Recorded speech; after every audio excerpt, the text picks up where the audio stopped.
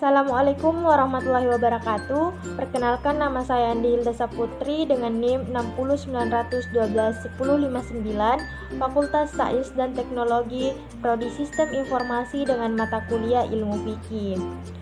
Nah, bagaimana kabar teman-teman di era teknologi canggih seperti sekarang ini? Dengan berkembangnya teknologi modern, kita lebih mudah untuk mengerjakan segala sesuatu. Bahkan dengan adanya teknologi, interaksi satu sama lain itu lebih mudah lewat media sosial, dan meskipun jarak menjadi kendala, kita lebih mudah untuk berkomunikasi meskipun berjauhan. Dengan adanya sosial media membuat kita mempunyai banyak kenalan. Bahkan lebih rincinya itu, media sosial adalah media yang digunakan satu sama lain dan para penggunanya dengan mudah untuk berpartisipasi, berkomunikasi, dan berbagi tanpa batas ruang dan waktu. Dan yang akan kita bahas di sini yaitu apa saja sih dampak positif dan juga dampak negatif bermedia sosial, apa kejahatan media sosial, apa sarannya dan solusinya teman-teman. Oke, terlebih dahulu kita akan membahas mengenai dampak positif dari media sosial. Yang pertama itu mempermudah komunikasi. Saat ini ada banyak sekali aplikasi di media sosial untuk kita mengirim pesan, telepon, dan juga video call. Dengan adanya sosial media ini membantu kita untuk mengirim pesan, telepon lebih mudah. Bahkan untuk berkomunikasi itu lebih cenderung lebih luas tanpa batas teman-teman.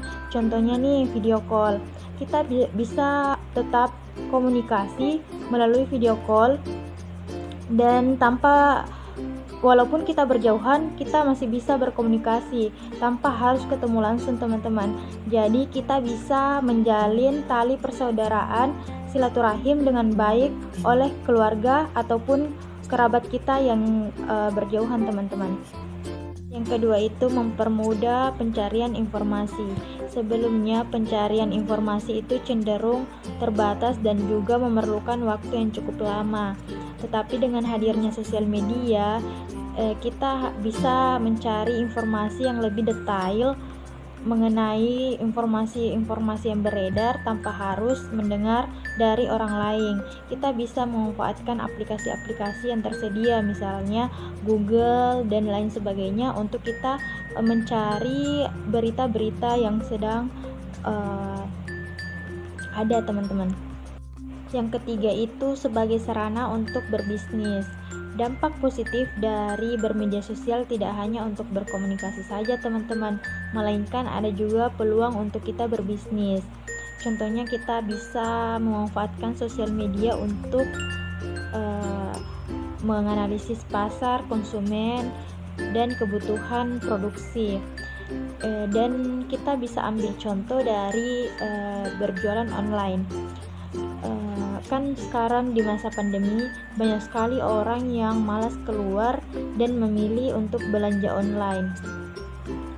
Jadi kita bisa berpenghasilan lewat dari media sosial itu sendiri. Yang keempat itu adalah sebagai sarana hiburan. Di pandemi sekarang mengakibatkan terhambatnya kegiatan di luar rumah, yaitu banyak masyarakat yang menjadikan sosial media sebagai sarana hiburan. Contohnya kita bisa membuat vlog keseharian dalam rumah dan masih banyak lagi teman-teman. Yang kelima itu sebagai sarana pembelajaran.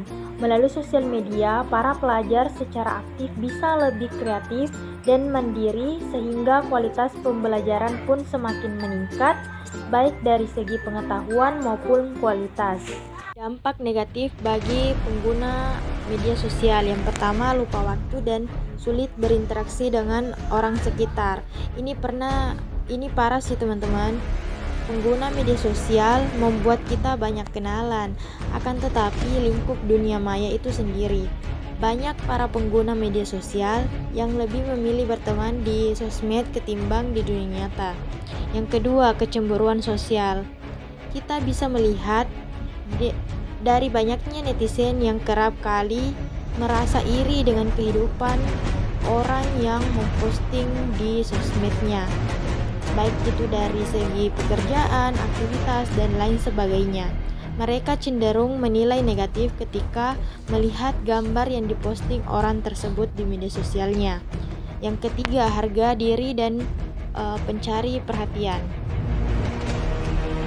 Terkadang kita malah membandingkan apa yang ada di sosmed dengan diri kita sendiri.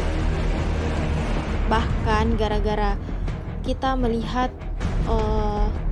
kegiatan di sosmed, kita dengan sengajanya bisa melakukan hal-hal sampai memalukan dan mengacu nyawa terhadap diri kita sendiri. Yang keempat yaitu pornografi. Hal ini selalu menjadi masalah oleh anak-anak yang di bawah umur karena kurangnya pantauan dari orang tua. Yang kelima yaitu persebaran informasi palsu. Hal ini juga menjadi masalah yang sering membuat warga sosmed sering kehasut untuk ikut menyebarkan berita hoaks. Langkah-langkah yang harus dilakukan yaitu fokuslah pada orang di sekeliling kita. Yang kedua, berbanyak sosialisasi di lingkungan sekitar atau kehidupan nyata. Yang ketiga yaitu menjaga etika dalam bermedia sosial. Kejahatan dalam bermedia sosial atau cybercrime. Yang pertama itu pemalsuan akun orang lain. Tindakan ini marak terjadi kepada para figur yang terkenal yang memiliki banyak pengikut. Biasanya cybercrime akan meminta banyak bayaran uang dengan cara transfer rekening dengan mengatasnamakan akun orang tersebut. Yang kedua, phishing. Phishing adalah penindasan dengan mengelabui korban. Biasanya kegiatan ini dilancarkan melalui email seperti mengirim link palsu dan lain sebagainya. Solusi. Yang pertama, berhati-hatilah dalam bermedia sosial karena sekarang banyak hal-hal negatif yang bisa memicu kita, terutama di kalangan remaja. Yang kedua, jangan mudah percaya dengan informasi atau berita-berita. Usahakan terlebih dahulu untuk mencari informasi yang lebih detail. Pengawasan ketat untuk anak-anak. Dan yang ketiga, gunakan media sosial dengan sebaik-baiknya. Saran. Yang pertama, dalam melakukan sesuatu libatkan Allah Subhanahu wa taala di dalamnya. Yang kedua, bijaklah dalam bermedia sosial. Kita harus saling bertukar pikiran atau kita langsung mencari informasinya dengan lebih detail. Dan yang ketiga itu untuk keamanan data-data Anda dalam media sosial, selalu jaga kerahasiaan data-data Anda. Itu saja yang dapat saya sampaikan. Terima kasih. Wabillahi taufiq wal hidayah. Wassalamualaikum warahmatullahi wabarakatuh.